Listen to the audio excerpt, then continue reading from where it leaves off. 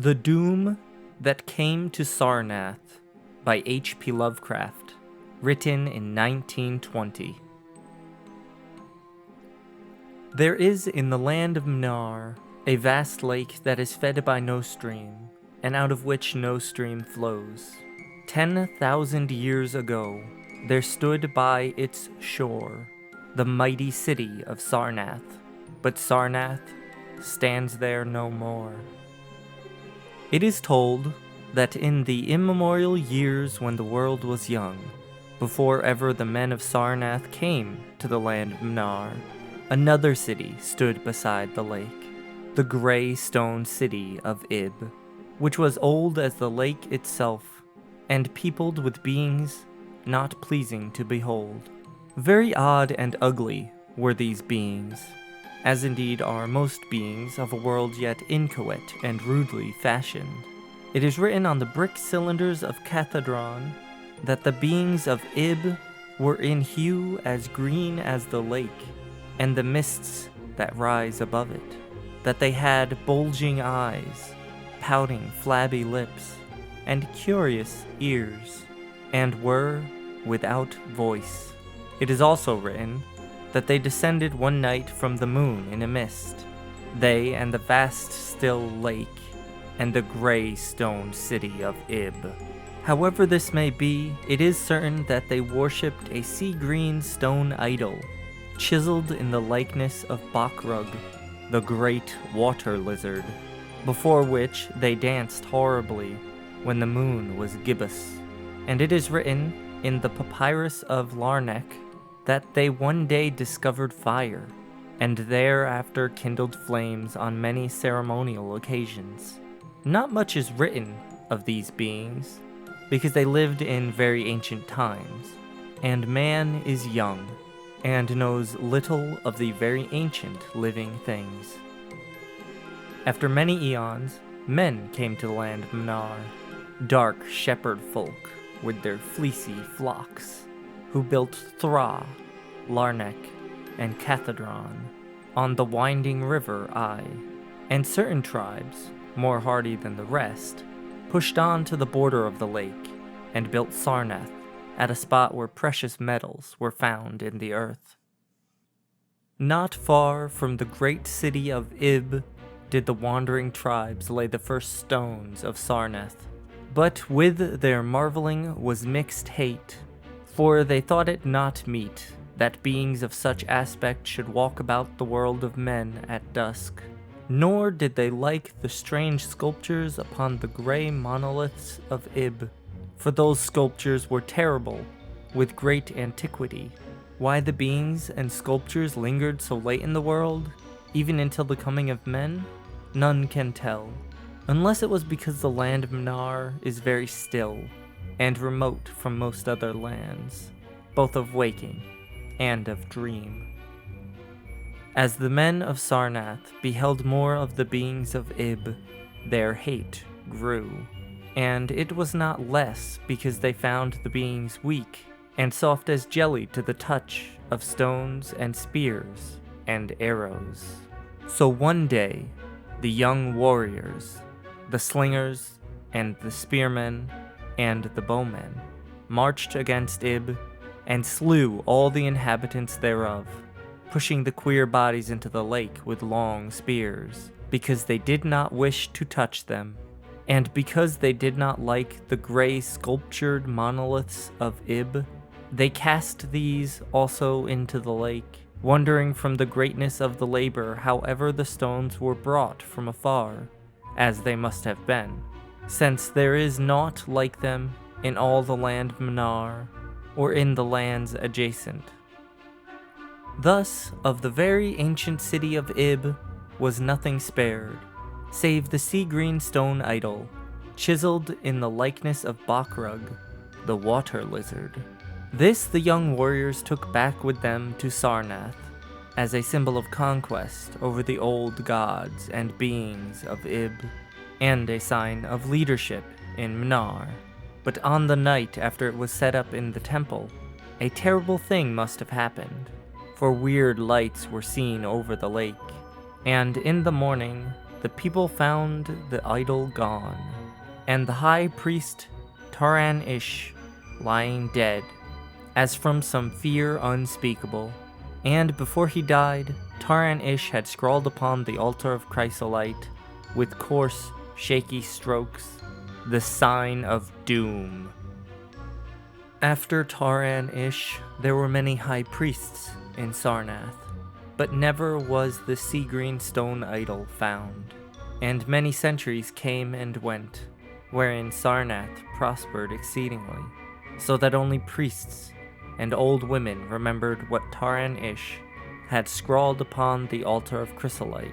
Betwixt Sarnath and the city of Larnek arose a caravan route, and the precious metals from the earth were exchanged for other metals, and rare cloths, and jewels, and books, and tools for artificers, and all things of luxury that are known to the people who dwell along the winding river Ai and beyond. So Sarnath waxed mighty, and learned, and beautiful, and sent forth conquering armies to subdue the neighboring cities. And in time there sate upon the throne in Sarnath the kings of all the land of Mnar, and of many lands adjacent.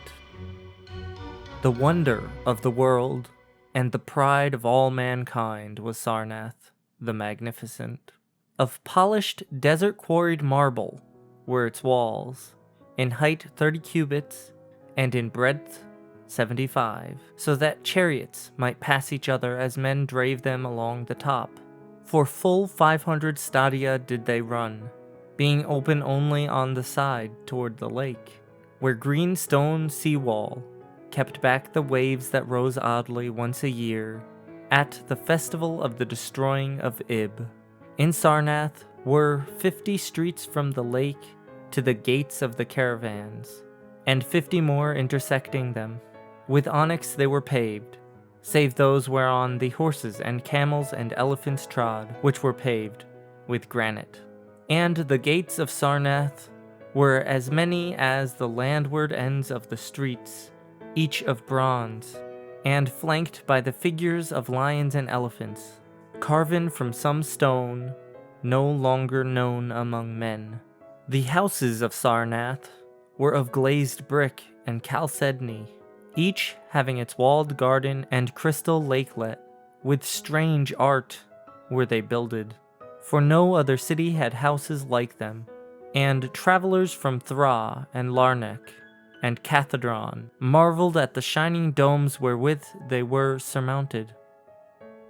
But more marvelous still were the palaces and the temples, and the gardens made by Zokar, the olden king. There were many palaces, the least of which were mightier than any in Thra, or Larnek, or Cathedron. So high were they, that one within might sometimes fancy himself beneath only the sky. Yet when lighted with torches dipped in the oil of Dother, their walls shewed vast paintings of kings and armies, of a splendor at once inspiring and stupefying to the beholder. Many were the pillars of the palaces, all of tinted marble, and carven into designs of surpassing beauty. And in most of the palaces the floors were mosaics of beryl, and lapis lazuli, and sardonyx, and carbuncle, and other choice materials, so disposed that the beholder might fancy himself walking over the beds of the rarest flowers. And there were likewise fountains, which cast scented waters about in pleasing jets, arranged with cunning art. Outshining all others was the palace of the kings of Mnar, and of the lands adjacent.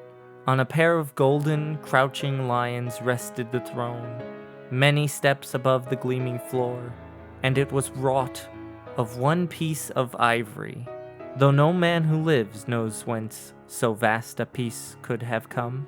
In that palace there were also many galleries, and many amphitheaters, where lions and men and elephants battled at the pleasure of the kings.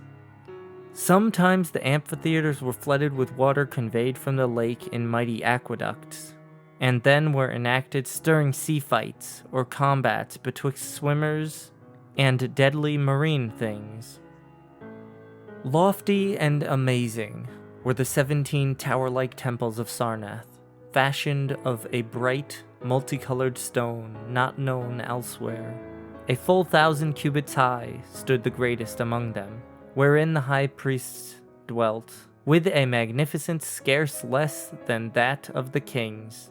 On the ground were halls as vast and splendid as those of the palaces, where gathered throngs in worship of Zolcalar and Tamish and Loban, the chief gods of Sarnath, whose incense-enveloped shrines were as the thrones of monarchs. Not like the icons of other gods were those of Zolcalar and Tamish and Loban, for so close to life were they that one might swear the graceful bearded gods themselves sate on the ivory thrones. And up the unending steps of shining zircon was the tower chamber, wherefrom the high priests looked out over the city and the plains and the lake by day, and the cryptic moon and significant stars and planets, and other reflections in the lake by night. Here was done the very secret and ancient rite in detestation of Bakrug, the water lizard. And here rested the altar of chrysolite, which bore the doom scroll of Taran-ish. Wonderful likewise were the gardens made by Zokar, the olden king. In the center of Sarnath they lay, covering a great space and encircled by a high wall, and they were surmounted by a mighty dome of glass, through which shone the sun, and moon, and stars and planets when it was clear, and from which were hung fulgent images of the sun, and moon, and stars and planets when it was not clear. In summer, the gardens were cooled with fresh, odorous breezes skillfully wafted by fans, and in winter they were heated with concealed fires, so that in those gardens it was always spring. There ran little streams over bright pebbles, dividing meads of green and gardens of many hues, and spanned by a multitude of bridges. Many were the waterfalls in their courses, and many were the little lakelets into which they expanded. Over the streams and lakelets rode white swans, whilst the music of rare birds chimed in with the melody of the waters. In ordered terraces rose the green banks, adorned here and there with bowers of vines and sweet blossoms, and seats and benches of marble and porphyry, and there were many small shrines and temples where one might rest or pray to small gods. Each year there was celebrated in Sarnath the feast of the destroying of Ib, at which time wine, song, dancing, and merriment of every kind abounded. Great honors were then paid to the shades of those who had annihilated the odd ancient beings, and in the memory of those beings, and of their elder gods, was derided by dancers and lutanists crowned with roses from the gardens of Zokar. And the kings would look out over the lake and curse the bones of the dead that lay beneath it. At first the high priests liked not these festivals, for there had descended amongst them queer tales of how the sea-green icon had vanished, and how Taran-ish had died from fear and left a warning. And they said that from their high tower they sometimes saw lights beneath the waters of the lake. But as many years passed without calamity, even the priests laughed and cursed, and joined in the orgies of the feasters. Indeed, had they not themselves, in their high tower, often performed the very ancient and secret rite in detestation of Bakrug, the water lizard, and 1,000 years of riches and delight passed over Sarnath, wonder of the world and pride of all mankind.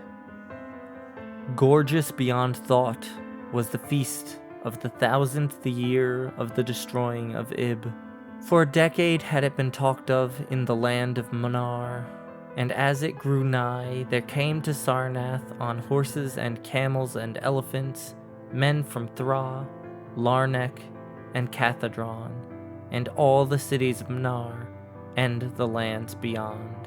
Before the marble walls, on the appointed night, were pitched the pavilions of princes, and the tents of travelers, and all the shore resounded with the song of happy revelers. Within his banquet hall reclined Nargis High, the king, drunken with ancient wine from the vaults of conquered Pnath, and surrounded by feasting nobles and hurrying slaves. There were eaten many strange delicacies at the feast, peacocks from the isles of Nariel in the middle ocean, young goats from the distant hills of Implan, heels of camels from the Benazic desert, nuts and spices of Cathadrian groves, and pearls from the wave-washed metal dissolved in the vinegar of Thra. Of sauces there were an untold number, prepared by the subtlest cooks in all Mnar, and suited to the palate of every feaster. But most prized of all the viands were the great fishes from the lake, each of vast size, and served up on golden platters, set with rubies and diamonds. Whilst the king and his nobles feasted within the palace, and viewed the crowning dish as it awaited them on golden platters, others feasted elsewhere. In the tower of the great temple, the priests held revels, and in pavilions without the walls the princes of neighboring lands made merry.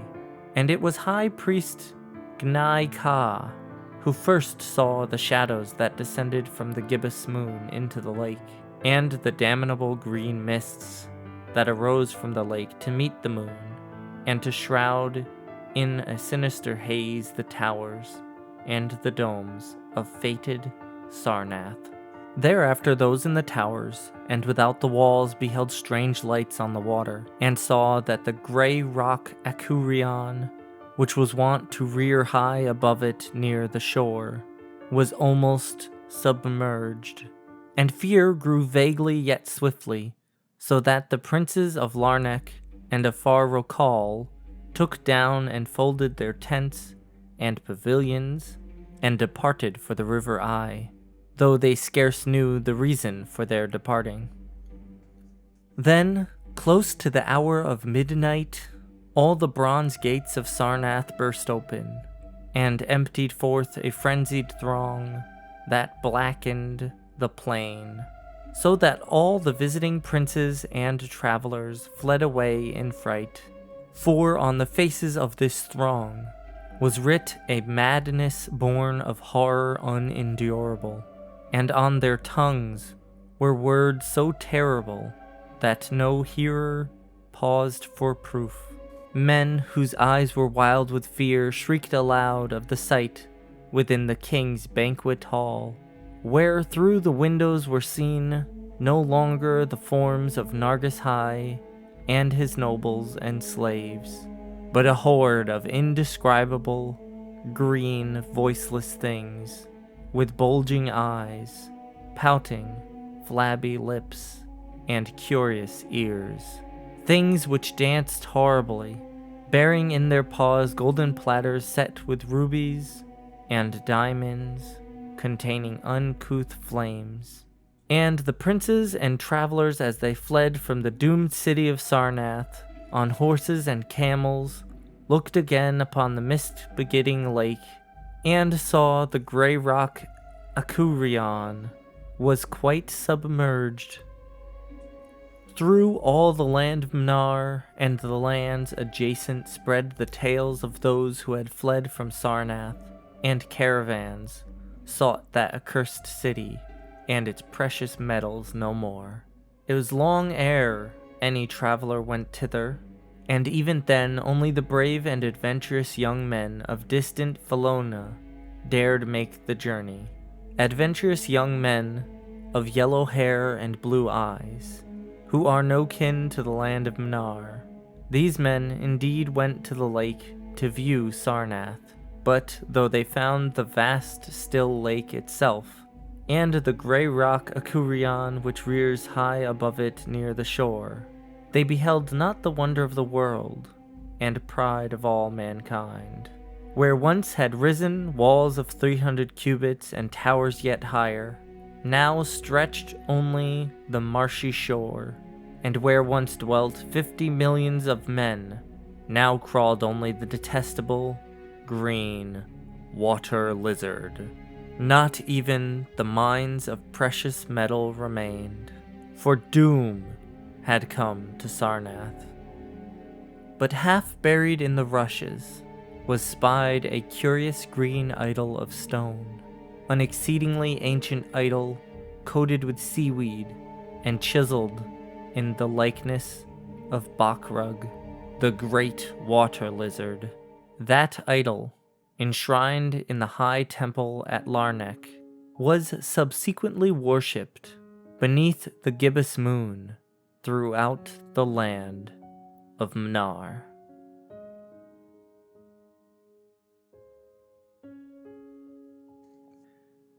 And there you have it, the last addition to this year's Cthulhu Theater Month. I don't know if you guys liked it. It doesn't seem like you did, but I enjoyed reading some of the stories. So I don't know about next year. Leave a comment below to tell me whether you want me to do it next year. Also leave a comment below to tell me whether you like me talking to you guys instead of the little blurb and words at the end. So I guess I'll talk to you next time, which should be back to my normal whiteboard videos. They seem to do better anyway, so see ya.